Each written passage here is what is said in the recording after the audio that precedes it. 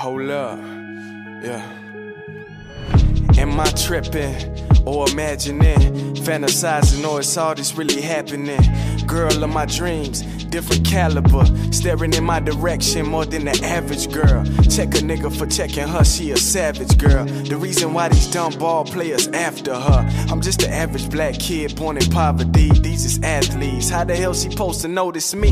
Nigga she won probably at 10, got his first MVP. The same age I was witnessing my first B&E. Same small ass town, two different worlds. Never had the nuts to holler at her, always with her girls. Titties bouncing on cadence with her kinky curls. Feel like Dwayne on the episode of A Different World, trying to bring an event inside your garden like Madison, but you just walk right past me. Damn.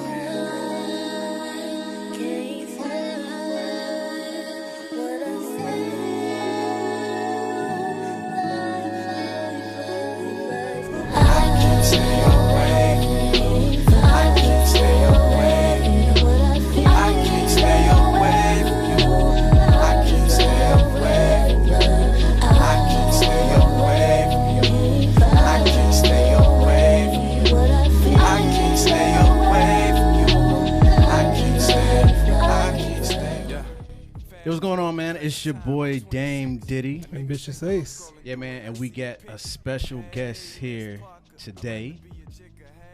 What's going on? What's going on? It's Devenaire. What's going on? What's up, man? We got Devenaire here.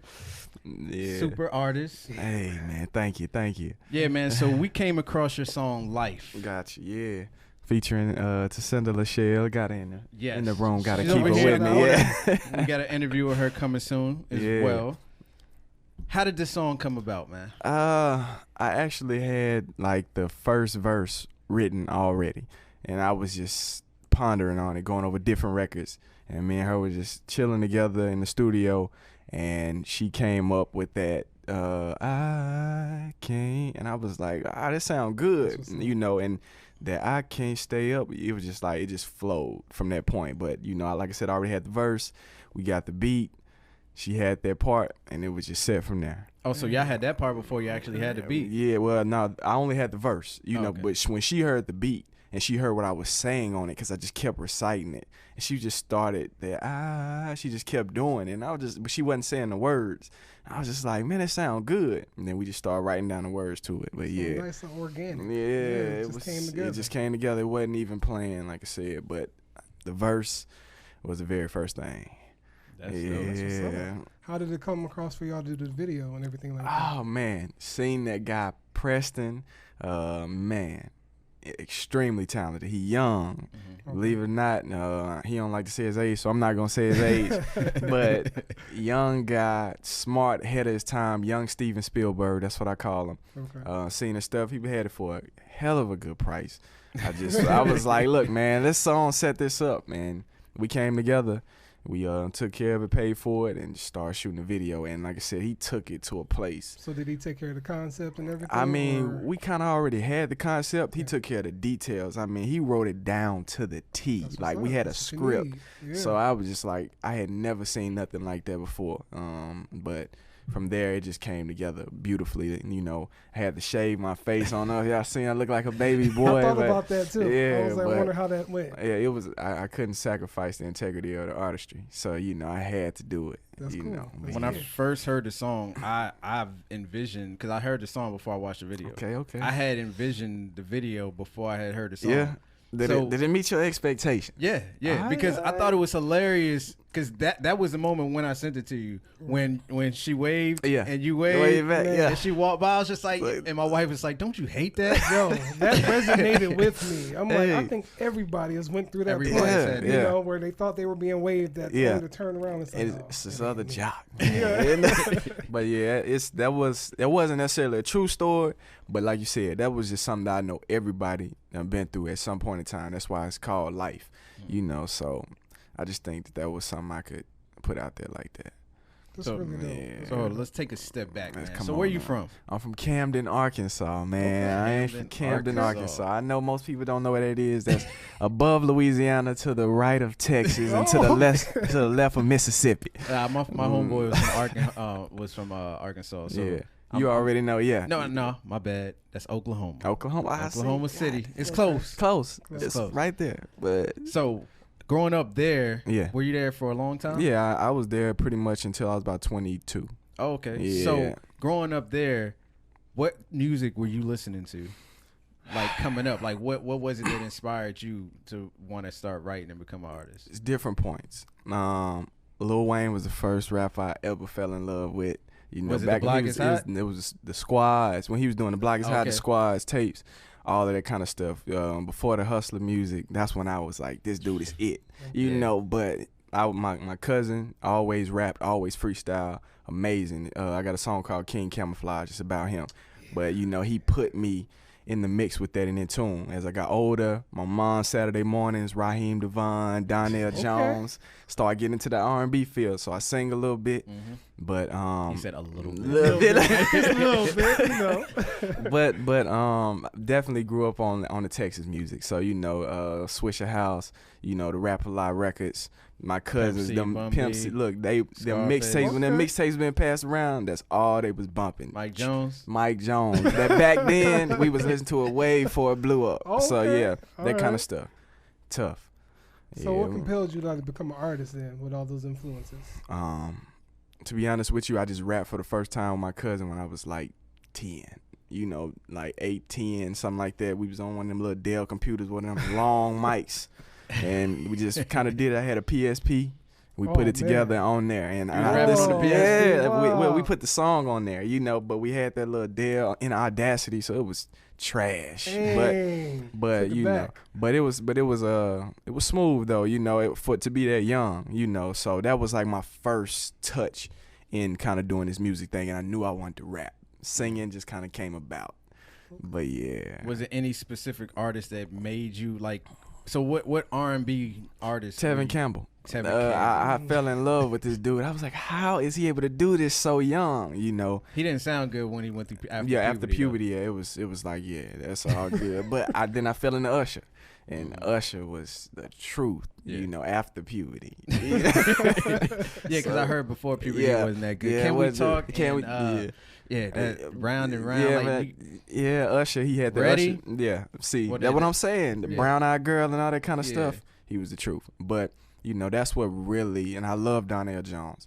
So, yeah, after I started hearing them, listening to them every day on the bus ride to school and just mimicking their runs, that's what kind of made me be able to get into singing. Yeah. All right, tell us a little bit about Natural Sound and, you know, what it is. All right, Natural Sound, it was actually started by me and my boy, Jago. You know, he's back in Arkansas right now. It's my man's. We started it probably about 2 years ago, but it was just a vision. You know, natural state, where we from, Arkansas, natural sound. We want to keep everything natural, natural hair, everything, you know. So then we met her, and I promise you, we just met her last year, you know, and she just. In Atlanta? Yeah, in Atlanta, you know, but basically she just helped us take it to a whole nother level because we already had the music, but she's got this creative, like, lock-in that's just ridiculous. We got an idea, she gonna make it come alive. Okay. So, you know, we both got a lot of ideas, but it's hard to bring it alive without a team, and she was the missing piece. And that's kind of how Natural Sound, we're not a group, we're a collective of artists, but, you know, we just kind of do everything as a family. So if you're going to sign one of us, you're going to sign all of us. So on the Closure Project, is she the one that's singing a lot of the background everybody vocals? Keeps thinking. I'm glad you asked this question. She is not on the record early morning. Oh, everybody thinks that's her. Every time she gets tagged in that song. The girl name is Jalea Woods. Jalea Woods. Shout out to Jalea if you see this. But she's part of the group. No, she was actually just a girl that was working at a restaurant. I had a homegirl. She was like, "This girl can sing." I was like, "Okay." Brought her to the crib. I said, "I'll pay you $25 an hour. This is what I want you to do." And she learned them lyrics, and she just sang the background. I just coasted out of through. Curiosity, was a lot of takes? I'm just saying, maybe she was trying to push it to 5 hours. You know? I said, look, 3 hours is as far as we going. I had that already in my head, but yeah, it was a couple of takes. I ain't gonna say it was a lot, but it was some takes. So yeah, but it worked out smooth. Ultimately, I did everything I had to do to coach her. She had never really recorded before, but she had a voice on her. So. Out of curiosity, like, I know it's like usually a struggle for a lot of artists to find their sound. Yeah. So did you go through that? Oh yeah. I just rebranded. When you heard Closure, that was something that I had never did. I thought so. Yeah. You know, I had been singing because I started off rapping, started trying to sing.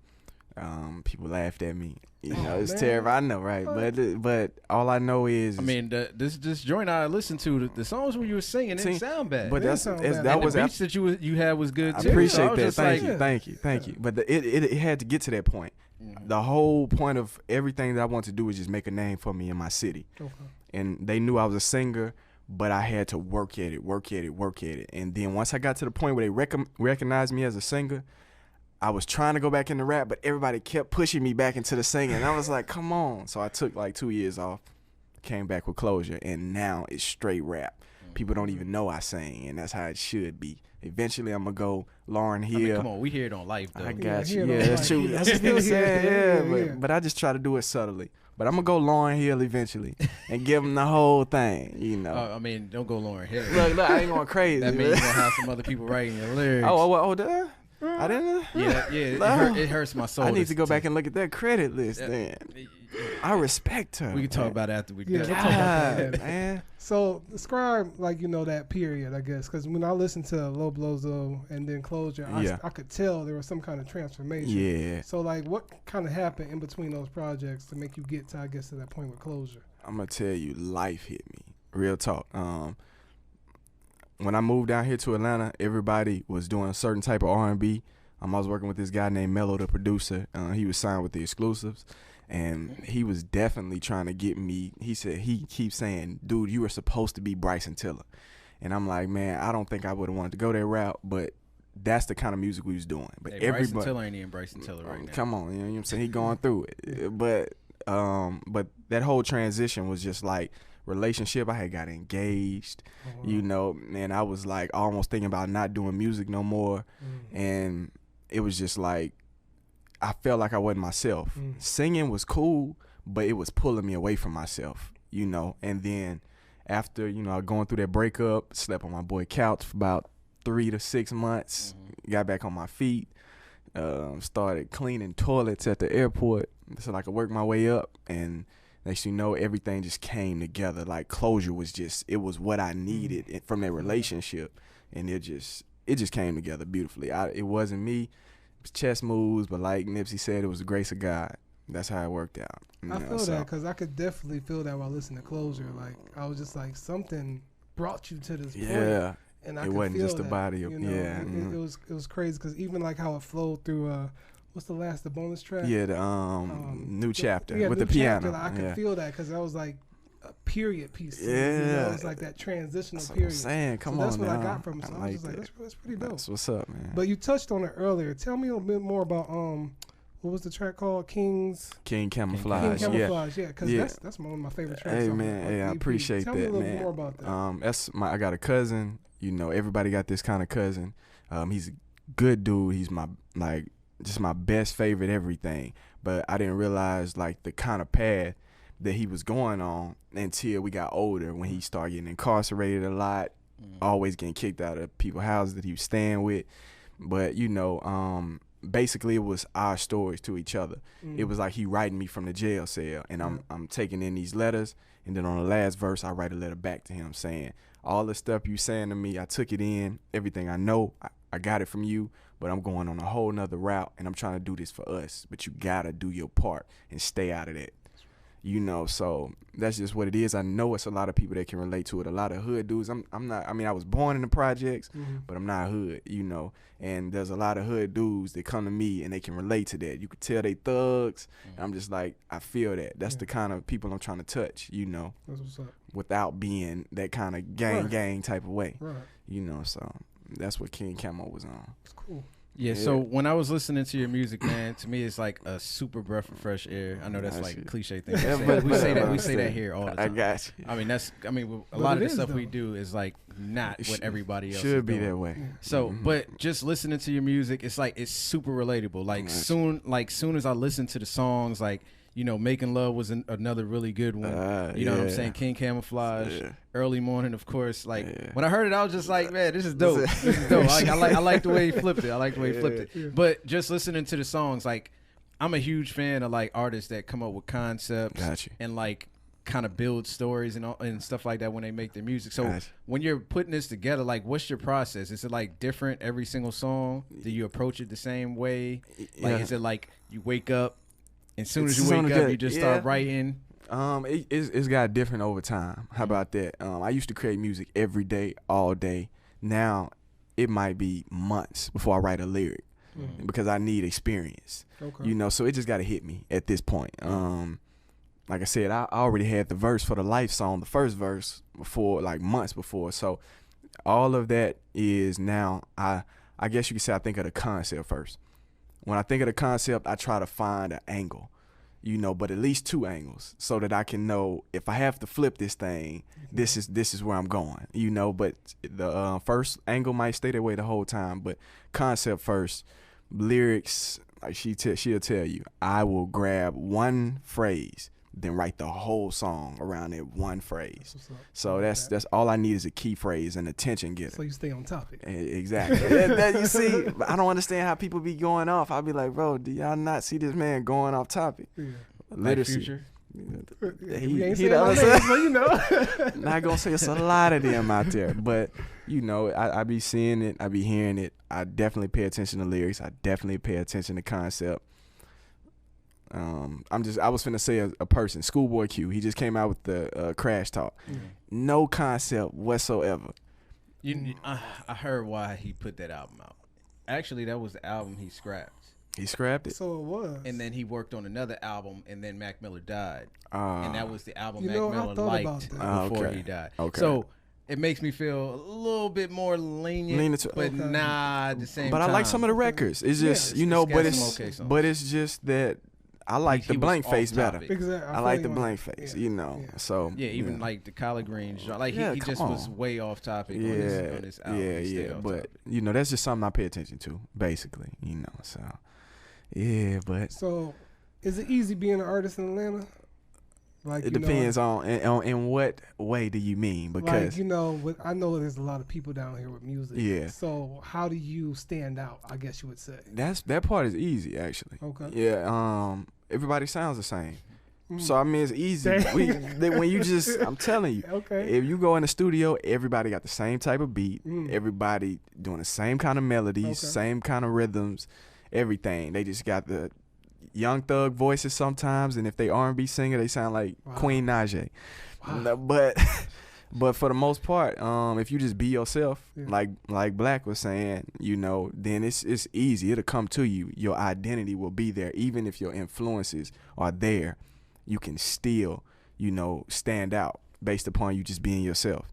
So I don't know. I just feel like it's easy in that part, but it's hard because this market is based around clubs and all that kind of stuff, DJs, and I don't really play in that field, so I'd be trying to find ways that I could break through in here, Maybe. I've seen some neat ways artists have tried to do it where they don't really do that, but they still there's kind of ways to do it, but okay, so I do have a question as far as, so the music scene is pretty much starting to change. Okay. Like the whole industry is having a shift right now. So like the record labels are trying to hold on to as much power as they can, trying to sign everybody to 360 deals. Everybody's trying to get out of them, but you got people like Chance the Rapper, independent, showing everybody like, look, you don't need the labels to do this. You got other artists that's pretty much doing a thing. Nick Grant. Okay. Well, Nick Grant is on the labels. He's on a damn label. Yeah, it's some other people. Coda the Friend is one of them. I don't know if you heard of him, but he out of New York, but independent and growing. Okay. Well, there's a lot of artists that's starting to take this approach. I hope Drake takes that approach now that he's off the label. I'm telling you, please do it. But how do you feel? Like, do you feel like it's tougher for you because of this shift? Because in a couple years, the labels are going to be done. Oh yeah, for sure. So, but they're gonna be here, just gonna be in Spotify and Apple Music. They're gonna be running the platforms that we getting on. Sure. That's the reason why streaming and stuff is as low as it is ultimately. But I definitely think for myself, I'm gonna stay independent, and I definitely think that it's getting complicated, but it's getting, forget this, it's getting easier, but it's getting more into the marketing for sure. Like the self-marketing. If you don't have any kind of creative marketing, you're going to drown no matter what. You can have a niche, you can have all of that, but you still going to need a way to capture, to turn those fans into customers. And that's basically what the label did for you. So it's getting easier, but it's getting more complex in that manner for the independent artists. So that's what I got to say about that. For sure. Yeah. Would you consider yourself like successful as far as what you set like goals for yourself as an artist and just being independent? Like, would I say I'm successful? Yeah. Yeah, in my own right. I guess I have to. I'm a hard critic of myself. I feel like I've accomplished nothing. Okay. I'm pretty sure that's not true. Yeah, I got you. But that's just me being hard on myself. But I feel like I guess I have had a level of success compared to other local artists. I say that lightly, but definitely I have to say that just because I was able to grow fast, and that was like last year I might have had 3,000, 4,000 followers. Now I'm sitting at 12, and it was just from literally responding to every single person that sent me anything, and constantly sending my music like to these platforms to get in playlists and different things like that. It helped me grow. So I have to say that's success, but I have not had any kind of, I'm not working no more success. According to Gary Vee, that's success because it's progress. Yeah, that's true. I got you. I asked that because it's just like, I see a lot of people, not even just in music, but in any kind of field, give up. So, like, have you ever had that point where you just wanted to give up? Yeah. And like, what drove you to get out of that? Yeah. Anything like that? Before I made Closure, I was about to give up for sure. And the thing that made me just keep going was I needed an outlet.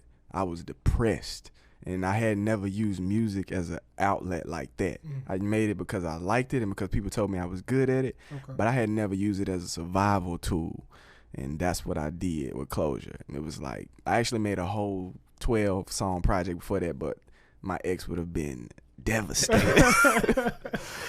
Devastated. It was trash bashing. But I was like, I don't need that. It was like akin to like Big Sean.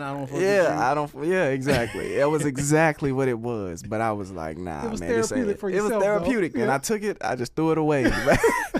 But yeah, then I came out with Closure, and those songs just seemed more mature. They seemed like it was more kind of stating both sides. It's okay to be petty, though. Yeah, it is. I ain't gonna lie to you. That I don't fuck with you is definitely a hit, So, and a lot of people can use that for the next century. Forever. Yeah.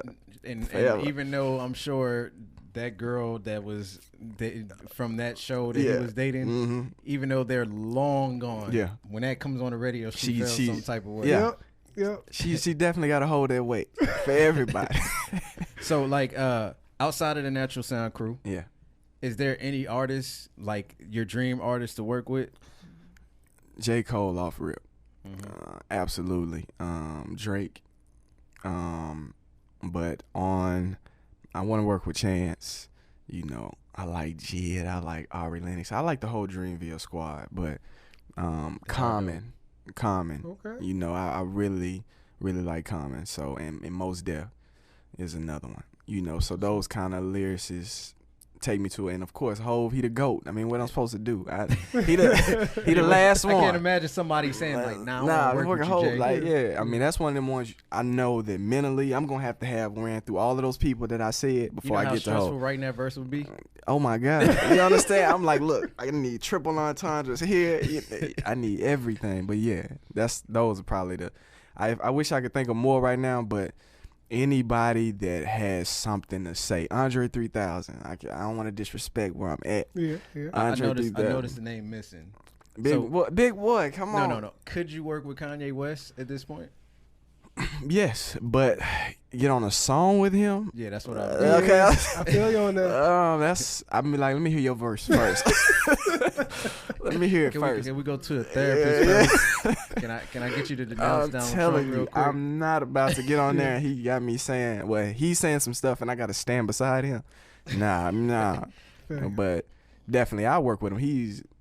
he crazy. You know, I mean, in good and bad ways, crazy. It'd be like a fool of me to act like he didn't do college dropout and late registration. That's my and favorite. Graduation and My Dark Beautiful Twist. Like I love those. Everybody like My Twisted Dark Fantasy. I'm not really. That's not one of my favorites. That's probably number 4, number 5. Okay. Yeah. Okay. I mean, out of everything that I just named 4. Yeah. I would put that at number 4 out of the 3 out of 4 albums I named though. Nah, I'll do what's going 808s and Heartbreaks over that one. Okay. That's me personally. I love that album. I did too. Love it. Oh, I don't. You looked at me like I don't Look. So I mean, we reviewed it. I liked it. Yeah, I liked the album. I hated it when it came out. College, why is that? The Say You Will or something? It was. I don't like RoboCop. Okay. I think that's trash. I thought that was a dope feel. RoboCop? Man. I think it was dope. Come on, man. It was just. It grew on me. It definitely. It had like something you had to hear over and over. I didn't like it. Just took you back to like them vibes, that 80s vibe. You Sometimes know? I think Kanye just out geniuses himself, where he just does too much. I think that's what's so genius about it. Where the beat should end, the song should end, and then he'll bring it back in, and it'll go on for another 2-3. Like he did with RoboCop. Yeah. Like he did with Devil in the New Blue Dress. Okay. Like when Rick Ross's verse is over, it okay, yeah. Over. But then he gets he starts humming. Yeah. I was just like, bro. Yeah. He do that. He do that. But that's what I was gonna say. Kid Cudi, man. You know he be, and that's probably his idea. Let Cudi hum. That's his thing. Let him do it. I got you. But yeah, that's College Dropout, my favorite Kanye album. Okay. For sure. Cool. Yeah, man. Man. Look. Since we talking about success and everything, what's one thing that you can say that you failed at? Listening to people, I guess you could say that, and not going with my best, like my own intuition. Okay. I mean, that's just in life, period. I should have been out here in Atlanta at 19, 18. I was in the military for some years, and I did college. I ain't saying it was a waste of time, but hey, I hear you. You understand? So, but without all of that, though, you wouldn't have had the experience to talk about the stuff you talk about. This is true. Yeah, I believe everything happens for a reason, but that's what my failure was for sure. I mean, I would be beyond where I wanted to be, because I had the opportunity to do some things, but I was scared to move out here in Atlanta that young, so I just stayed put. It kept working, but I probably should just went with my best intuition, my best interest at heart for myself, and just came on out here.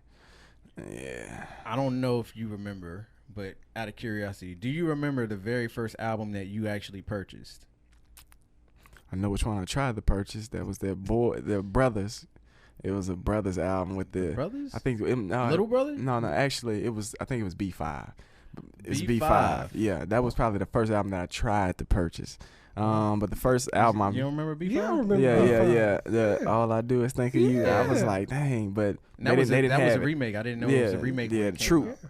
But I think the first one I actually purchased was probably, I want to say, J. Cole, Born Sinner. Okay. But why couldn't you purchase the B5 album though? Because it wasn't in Camden, Arkansas. I mean, like, you know, the CDs was still popping, but it wasn't there. I can understand that. Yeah, but I mean, we got a small market. I didn't get everything. Nah, we didn't get everything. I went in there looking, and it's nowhere. I had my money ready, but But they failed miserably. Yeah. Tragically. Tragic. They were primed to be the next thing, great single, but I don't know what happened. I don't know what happened either. I mean, they came out with another one. That was a Diddy group. I bought the album. It wasn't good. Yeah. But that was Diddy group, right? Yeah. So I mean, you know how that goes. I mean, he want that. Well, at that time, he was on that quick, the band type of stuff. Hey, Day 26 and Danity Kane was fired. Yeah, Danity Kane definitely went harder. Day 26 was tough, but I don't know if they had no good sales or nothing like that. Nah, their first album did pretty good. Well. Co-Star? Co-Star, is that on the first? I feel like that might be on the second album. Day 26 was the first one then. Day 26 and then Light. We did that. A day after tomorrow. Something like that. The one with Co-Star. I love Co-Star. That's my favorite song right now. They went off. Dope. I can't remember who produced it, but sound like some Brian Michael Cox almost type stuff with the Brian live Michael drums. Cox is a beast. With the drums and everything. One of my biggest things. So I'm gonna just ask you. Out of curiosity. How do you feel about Jermaine Dupri? Because I don't feel like Jermaine Dupri gets a lot of respect. Yeah, I don't feel no kind of way because I didn't really study him, but I think that he is definitely legendary when it comes to the people he's worked with, as like from the Criss Cross to the Usher. Like on those, but I don't know in depth of who all he's worked with. Because I mean, he helped write "Let It Burn." Okay, exactly. You know what I'm saying? The whole Confessions thing. Yeah, you know, pretty much the whole Confessions album was produced by him. So, and I just know it was like the little Bow Wow stuff and all that. Mariah Carey. Okay, so that's one. Okay, but there it is. Yeah. That dude got the vibe.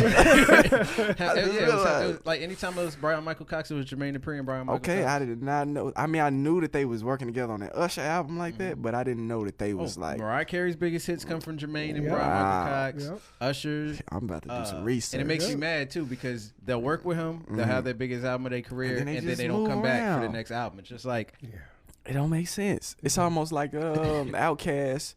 I ain't just saying that because they went on to do bigger and better things, but with Organized Noise doing their albums and stuff, man. Organized Noise was special, man. So I definitely understand the loyalty to the sound, and like you saying, people just go on and let me get with this other producer. But Jermaine Dupri, I like his sound. I say that. I don't know his accolades and stuff, but I'm pretty sure they up there. Okay. Yeah. I'm off. He said, look. Nah, he said he was out. Okay, look. You covered everything, man. Nothing to say.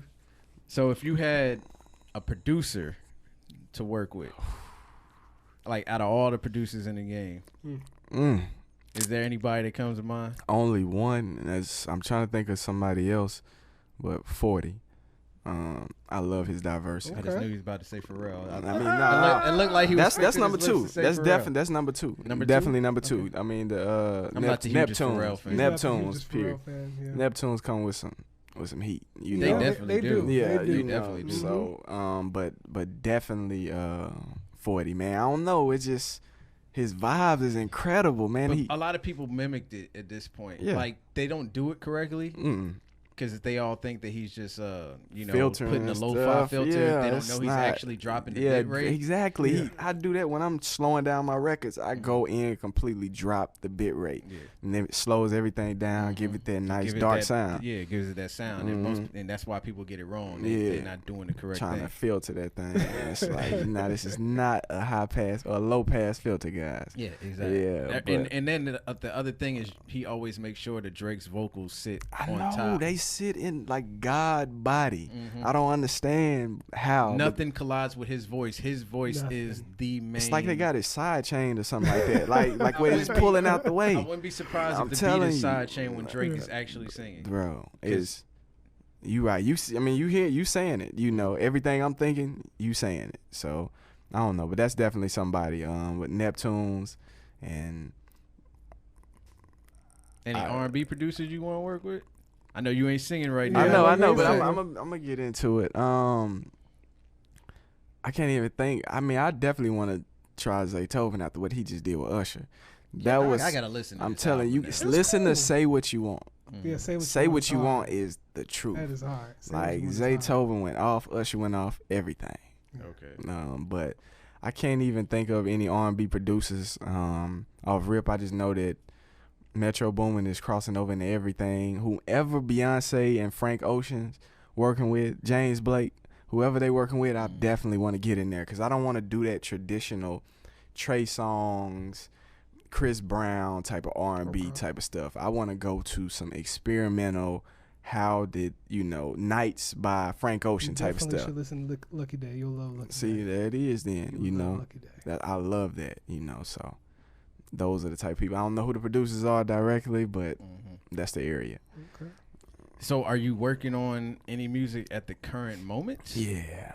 I'm actually working on a bigger project. Was No Pressure your most recent? Yeah, it actually was. Right. But I had to remarket it because most people missed it the first time I put it out. Okay. It was just a small collection of songs. I just wanted to throw it out there for some extra music, but they was missing it. So, I don't know if y'all seen my Glad visual, I'm like walking in a hoodie or whatever. I'm a homeless man or whatever. No, I didn't see that one. Check it out. It's got a message to it. But that song was on No Pressure. Yeah, but it's like basically I just had to rebrand it. I came out with a different cover for it. Treated it as a single.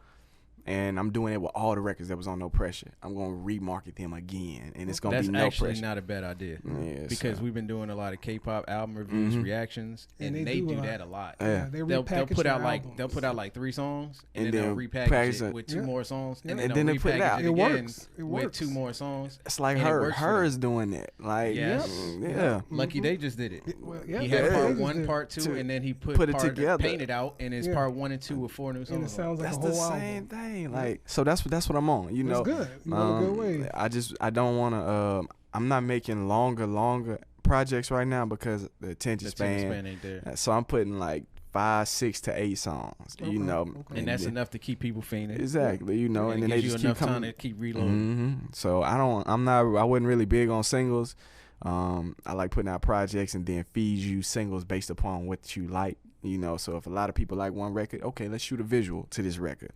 You know, if a lot of people like this record, you know, but now I'm like, let's just shoot to all of them. Let's do small projects, shoot a whole basically short film that all goes together. So you're doing like a cinematic universe? That's the kind of thing I want to do. You know, it's complicated. I feel like that's dope, and that gets the people to get to know you a little bit more. You know, your creative sides and everything like that. Exactly. So that's pretty dope. Yeah, but it's tough. Yeah. It's time consuming, dealing with a lot of people. Yeah.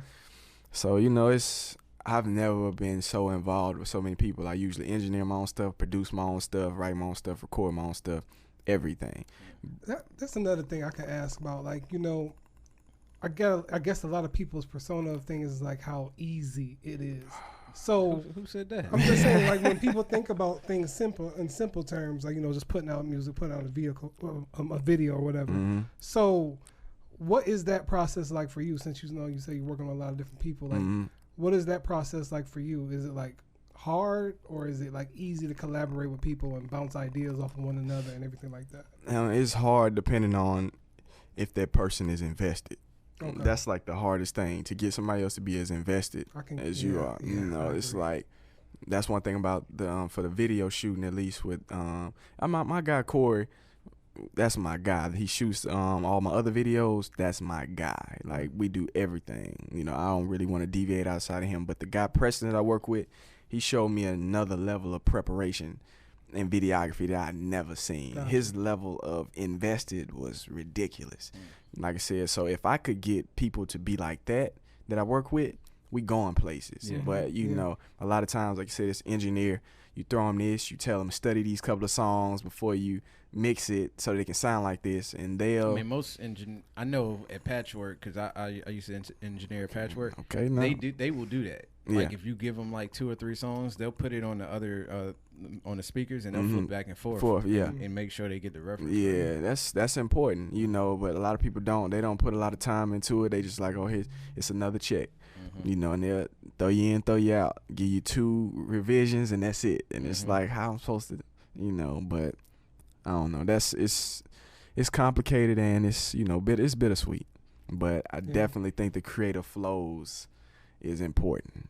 Out of all of those things, you know, writing the song, you know, searching for the beat, recording the song, shooting a music video, like, what part of that process is your favorite part of that process?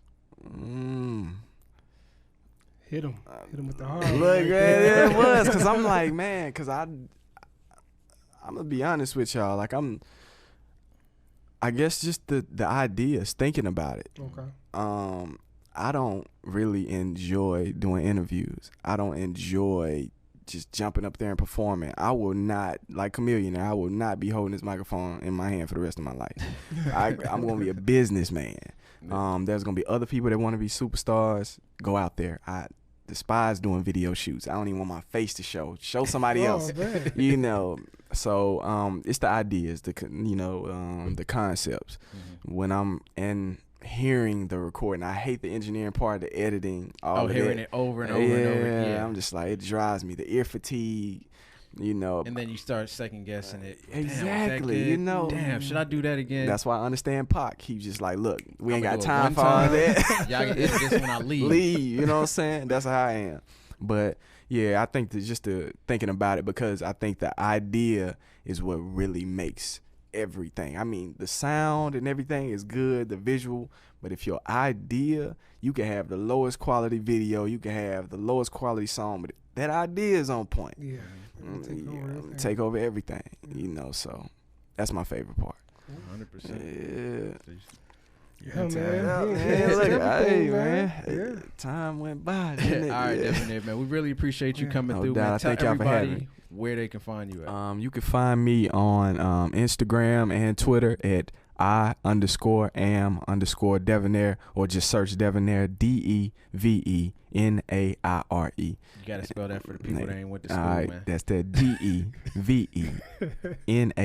Yeah. But other than that, YouTube Devenaire, Facebook Devenaire.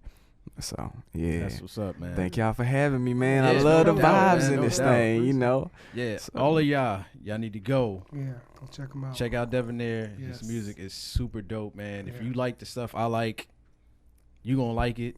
You gonna love it. And if you like the stuff that I don't like, you still gonna like it. You just listening to the wrong stuff. Yeah. Thank you for that plug. So y'all make sure y'all go check out the music. Y'all already know where to find me at. Y'all know where to find me at Ambitious Image. Yeah, man. Oh, see, now I had to say it. Say it. At TRC Podcast. Because I don't use my personal Instagram anymore. There you go. But yeah. Support Devenaire. Go follow him. Go check out the music video for Life. It's amazing. And he has a new video too. Yep, called Glad. Go check that out. Check that out. Because I'm about to check it out after we're done with this. Yeah. All right, man. All right, y'all. Peace.